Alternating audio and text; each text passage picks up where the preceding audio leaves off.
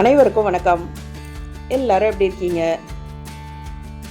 தொடர்ந்து கொஞ்சம் இந்த பூனைக்குட்டி வீடியோவாக வந்திருக்கோம். ஆரம்பத்தில் 3 குட்டி இருக்கும், பிறகு 2 குட்டி இருக்கும். இப்போ தம்பி மட்டும்தான் இருக்கார். மீதி யாரும் இப்போ இல்லை.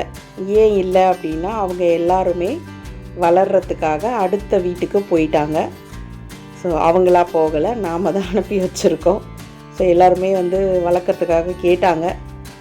ஆரம்பத்தில் கொடுக்கல. அப்புறம் இங்கே ஒரு பிரச்சனை என்னென்னா, இவங்க அம்மாவோட கூட பிறந்தவர், அவருக்கு இந்த குட்டிங்க இருக்கிறதுன்னு பிடிக்கல போல். அதனால் அவர் வீட்டுக்கே வர்றதில்லை. ஸோ அது ரொம்ப எல்லாருக்கிட்டையும் விசாரிக்கும் போது இந்த மாதிரி குட்டிங்க இருந்தால் அவருக்கு வரல அப்படின்னு சொன்னாங்க. சரி, அதனால் கேட்டவங்க எல்லாருக்கும் ஆளுக்கு ஒரு குட்டியாக தூக்கி கொடுத்துட்டோம். முதல்ல புக்கானது இவர் தான். பட் ஆனால் இவர் கிளம்ப டைம் ஆகிடுச்சு. மற்ற 2 பேர் போயிட்டாங்க அவங்க வளர்கிறதுக்கான இடத்துக்கு. ஸோ இவர் தனியாக இருக்கிறதுனால ரொம்ப ஃபீல் பண்ணுறாரு. அதனால் கொஞ்சம் உள்ளே கூட்டிகிட்டு வந்து வச்சு நம்ம கொஞ்சம் டைம் ஸ்பெண்ட் பண்ணிகிட்ருக்கோம். ஸோ இன்றைக்கி இவரும் கிளம்பிடுவார். மனுஷங்களுக்குள்ளே தான் இந்த போட்டி, பொறாமை இதெல்லாம் இருக்கும் அப்படின்னு நினச்சோம்.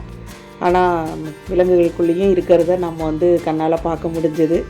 இவர் வளர்க்குறதுக்காக கேட்ட வீட்டுக்கு கொடுத்த உடனே அடுத்த நிமிஷமே அந்த பொண்ணை நம்ம வீட்டுக்கு வந்துருச்சு. அது பக்கத்துலேயே இருந்து வாட்ச் பண்ணிக்கிட்டே தான் இருக்குது.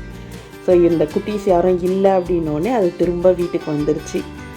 மிருகங்களுக்குள்ளேயும் இப்படி ஒரு தன்மை இருக்கும் அப்படின்றத லைவாக பார்க்க முடிஞ்சது. நன்றி. யார் யாருக்கு பூனை வளர்த்துறது பிடிக்கும்னு சொல்லுங்கள். நலம் பெறுக, வளம் பெறுக.